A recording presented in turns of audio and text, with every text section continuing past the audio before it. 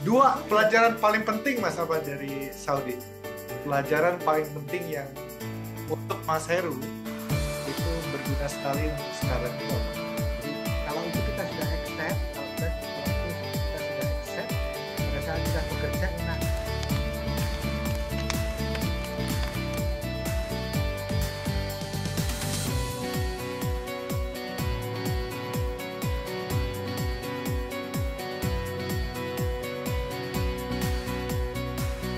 Halo Mas Heru.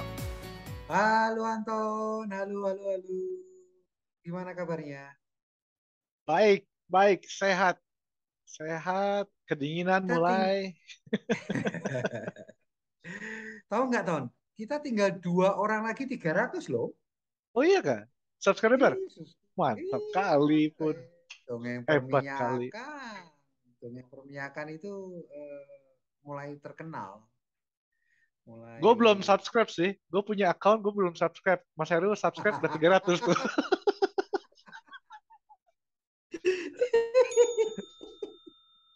Itu namanya cheating itu. Itu cheating ya? Itu cheating ya? Cheating ya? Oke, Oh, kita hari terima ini kasih. kita kali ini mau ngapain tuh? Mau ngapain? Oh, kita neruskan seri negara. Iya, oke, baru dari negara. Mumpung lagi dingin-dingin, kita ngomongin yang panas-panas deh. Biar gue otaknya ke bawah panas. Jadi kepikiran ini, Mas. Gimana? Arab Saudi kayaknya panas ya di sana ya. Tolong kirim panasnya ke sini. Tapi aku aku mau disclaimer dulu ya, ini Arab Saudi kurun waktu 2008 sampai 2013. Oke, wah lama juga Jadi 9, 10, lima 11, 12, tahun. 13, 5 Ya, tahun. ya. Itu Jadi kalau lumayan itu. sekarang udah banyak berubah. Sekarang sudah apa namanya? Aku dengar atau aku baca dari berita-berita di koran sudah lebih progresif sekarang. Nah, awalannya waktu aku mau ke Saudi itu, Ton, itu Ya. tahun 2006, 2007, Nah. dunia ini kekurangan PI. Oh. Jadi waktu itu PI lagi cari. Jadi ada 4 profesi yang paling beruntung di dunia ini. Geofisicist, Heeh, geologis, heeh. petrofisikis, dan petroleum engineer. Di dalam petroleum engineer itu tentu saja ada PE, drilling, RE, Production. completion, itu semua adalah itu production, ya production petroleum engineer.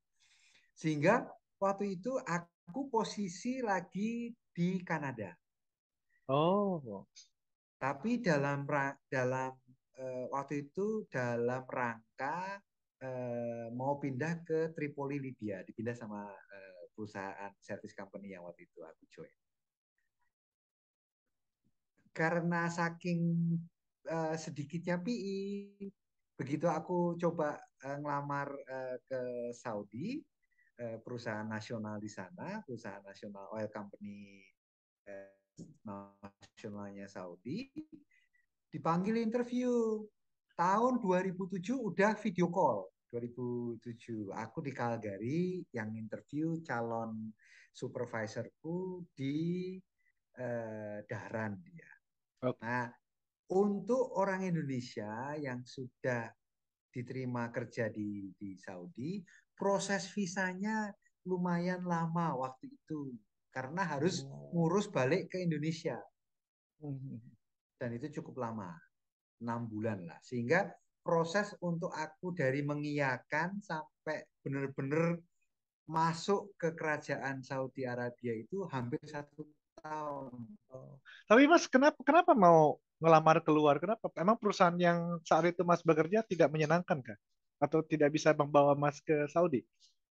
Ya, jadi aku waktu itu ya di samping PI sedang lagi dicari-cari, aku juga pengen pindah dari service company kembali ke oil company. Nah, Oke terus oke. teruskan cerita tadi, jadi hampir 1 tahun tuh tahun ngurus visa untuk masuk.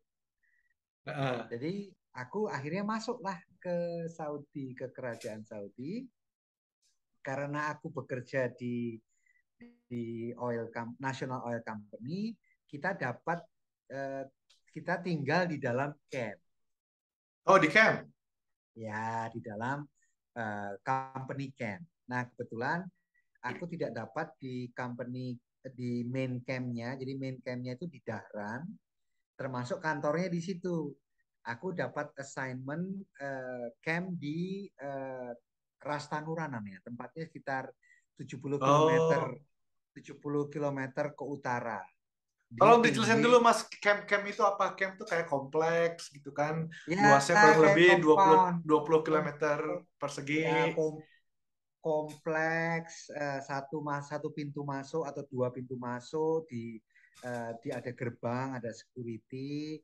Di dalam kompleks itu ada, kalau yang di tempat kami tinggal itu sekitar 3.000 rumah.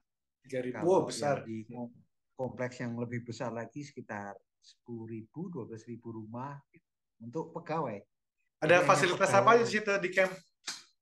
Wah, lengkap Ton. Ada grocery store, ada bioskop, ada tempat bowling.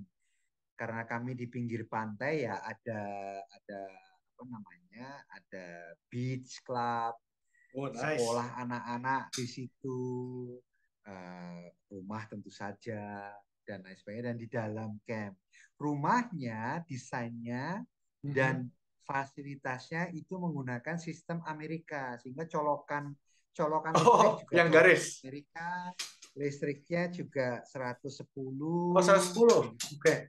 ya 110, AC-nya juga yang AC-AC gede-gede gitu, AC Oke. window, pintu-pintunya juga udah tipikal, inilah karpetnya juga udah, dan seragam Tom, dan seragam. Oh, semuanya Jadi semuanya sama ya. ya, sehingga salah satu prosnya tinggal di dalam kompon itu kita tidak melihat perbedaan. Ya, Yang pastilah itu yang pastilah. membedakan itu hanya besarnya rumah tergantung jumlah anak. Jadi Bukan besarnya keluarga menentukan besarnya rumah. bukan level kedudukan di posisi di kantor ya? Enggak, enggak. Enggak ya. Ya mungkin mungkin yang untuk pegawai yang Saudi, yang di level misalnya VP ke atas, mereka punya compound sendiri khusus Oh, mereka khusus ya. mereka juga. Tapi aku kan di engineer, dan yang tadi itu empat empat salah satu empat profesi yang waktu itu sedang dicari. Ah, Jadi helikopter ada Mas? Ada helikopter situ. Landasan ya, helikopter ada ya. ya. Untuk Jadi evakuasi. aku jadi letak letak kompon itu terhadap terhadap airport internasional itu sekitar sejam lah naik mobil. Ah, oke. Pilihan lain, kita bisa lewat Bahrain. Kita apa namanya, ada causeway, jadi ada jalan raya antar pulau. Ya, jalan Dan darat ke Bahrain dulu ya. ya, itu baru terbang bisa juga. Pilihan lain untuk terbang. Nah, di dalam camp itu, jadi setup setup kerjaku waktu itu, aku bangun pagi jam Ya, jam 5:30, aku sudah naik bus ke, dijemput. Ya. ya ada tempat, jadi semua pegawai datanglah ke bus stop itu, naik bus, terangkutlah sampai ke kantor. Nanti jam 3:30 sore Dan dari terpulang. kantor pulang. Itu 70 kilometer, sekitar 1 jam lah, 1 jam. Kalau telat bangun gimana, Mas? Ada jam berikutnya, kan busnya nggak cuma ada jam, ada jadwalnya, ada jadwal. Kalau pagi ada berapa bus? Banyak, banyak, Oh, banyak. banyak. Maksudnya jamnya gitu. Ada dua apa tiga stop. Kalau Cuma kalau misalnya ketinggalan, stopnya cuma di dalam itu ada 2 atau 3 stop di dalam camp itu. tapi Tapi jadwalnya ada berapa pickup gitu? Ada bus pertama, bus kedua gitu? Nggak ada ya? ada paling tidak 2 atau 3 itu. Karena itu hanya untuk pegawai-pegawai yang tinggal di camp itu tapi kerjanya di camp satu lagi kan. Kalau Ah, yang oke. kalau yang tinggal di situ, kerja di kantor di camp itu, ya mereka bisa naik mobil atau bus yang muter-muter di dalam camp. Ah, terus kalau Ya pulang sudah, kerja jadi lembur bisa nggak, Mas? Ada yang bisa anterin? Ada juga ya? Ada. Jadi setiap jam ada bus yang menuju ke camp yang Oh, kita setiap tuju. jam. Enak bener ya? Oke, oke, oke, oke. Enak, ya. It's okay, it's fine. Dari segi itu tinggal duduk dan Tidur. nah atau tidur, biasanya orang tidur. Itu kehidupan enak anak-anak sekolah karena anak-anak sekolah di dalam camp sehingga Mm-mm. deket sama kita, terus aman di dalam Mm. camp juga bisa bebas. Di dalam camp juga ada lapangan golf, jadi ada tempat olahraga, lapangan tenis, tempat Lapangan bola. badminton, lapangan bola, lapangan baseball, Oh, nice. lapangan bowling, volley, beach Hmm. dan lain sebagainya. Jadi hidup di Saudi kalau di dalam camp ya, kalau di dalam camp cukup. Enak lah. Nah, kalau di luar camp, ini tahun kembali ya, disclaimer tahun 2008 sampai tahun 2013. Jadi sudah 10 tahun yang lalu. Mungkin Saudi sekarang sudah berkembang, tapi untuk driving keluar hanya boleh yang laki-laki. Jadi hanya bapaknya yang yang Oh, yang driving zaman segitu. Kalau keluar kita biasanya ke kota terdekat untuk pergi ke mall kalau mau belanja yang agak ini atau mau ke rumah makan yang agak ini atau ke IKEA. Waktu itu IKEA baru buka tahun segitu. ya, ya. Oh, ada IKEA. Terus kalau hidup enak gitu, kenapa keluar dari Saudi, Mas? Ceng ceng. Ya apa sudah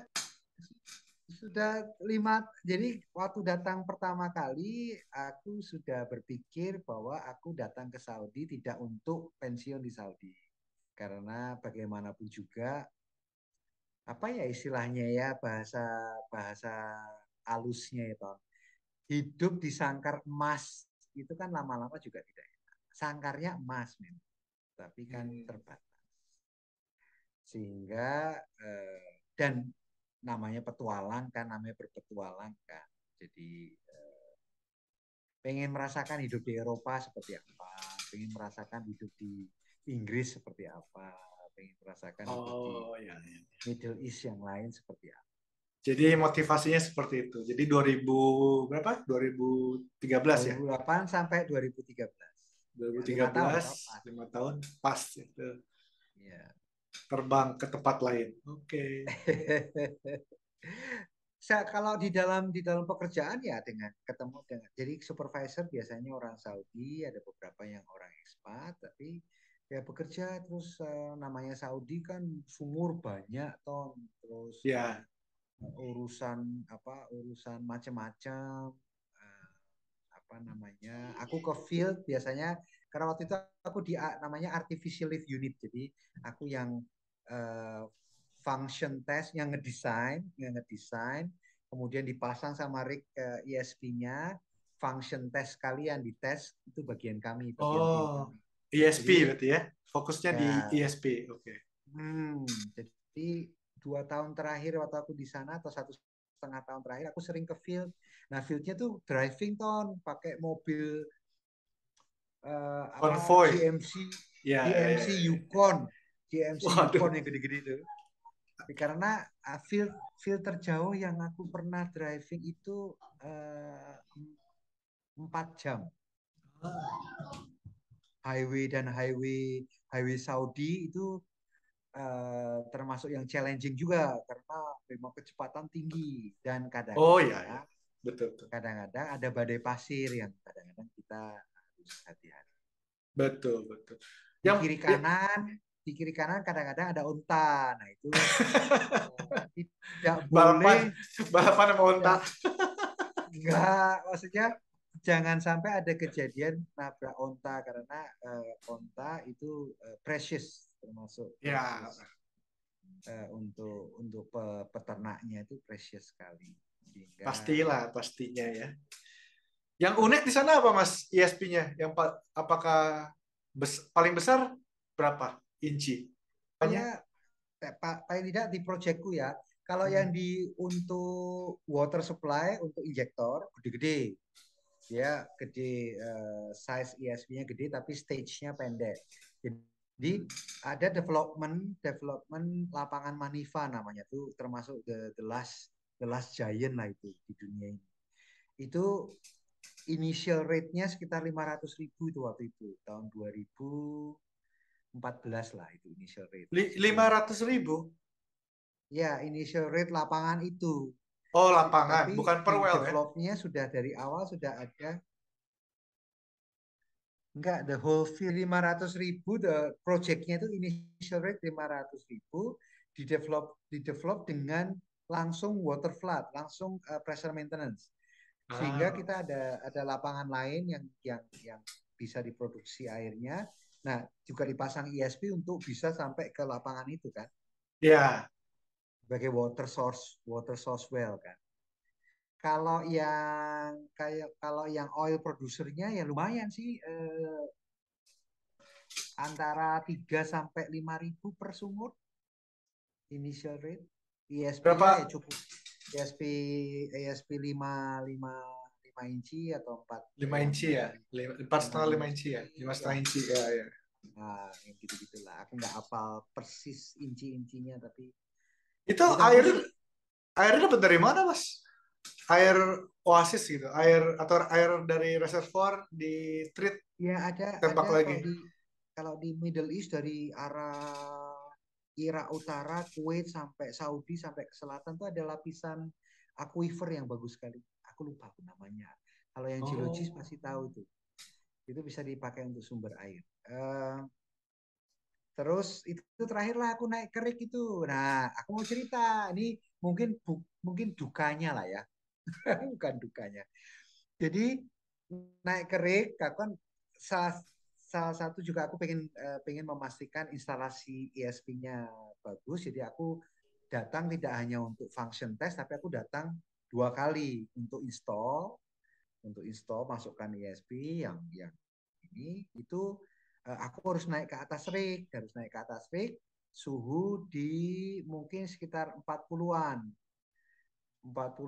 humid. uh, Jadi panas, basah. overall itu nempel ton, Iya. nempel basah. Aduh. Ya, petroleum engineer enaknya kalau di field kan gitu, merasakan hal-hal yang eh, yang tidak dirasakan oleh orang lain. Lengket, basah. Wah, itu nggak enak banget, Mas. Ya, tapi kan ada rules-nya, tidak boleh lama. Jadi harus masuk ke dalam, apa namanya, ruangan, terus harus mendinginkan badan, keluar lagi. Nggak Ya, bisa ya. sepanjang itu. Ada safety measures-nya.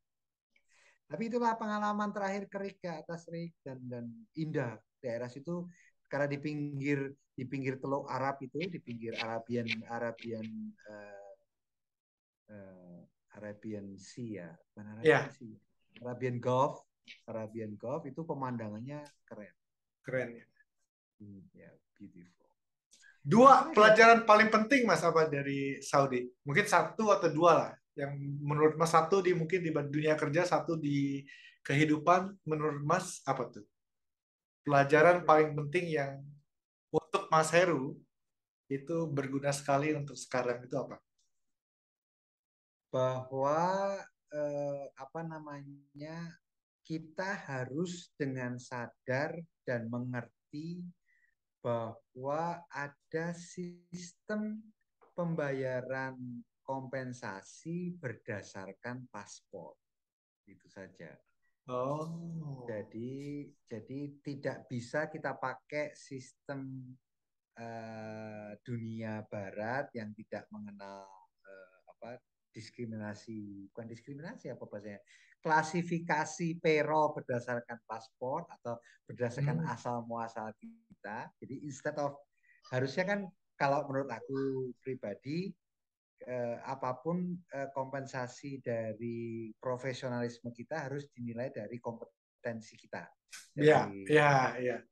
insinyur Oh, kita, dari hmm. pengalaman kita, dari, nah, kalau mau kerja di, waktu itu ya, waktu di Saudi, kita semua orang Indonesia dengan sadar mengerti dan menerima bahwa ada perbedaan itu aja. Itu salah satu yang ini. Jadi kalau itu kita sudah accept, kalau itu kita sudah accept, pada saat kita bekerja enak, kita ketemu dengan teman dari Asia Selatan, dari Cina, dari Eropa, dari Amerika Selatan, dari Amerika, dari Kanada, dari Inggris. Sudah ngerti ya. Kita accept, kita mengerti, itu pelajaran yang penting. Jadi tidak bisa kita datang ke sana terus masih terbawa terus itu bahwa aku kok dibedakan. Itu harus di-accept. Harus di-accept. Ya, oke. Itu pelajaran paling penting tuh. Ya. Itu pelajaran dari segi pekerjaan, dari segi kompensasi. Kalau dari segi kehidupan yang utama yang tadi itu, karena kita semua di perumahan yang mirip-mirip lah, tidak ada yang ini, dan tadi sangkar emas, jadi tidak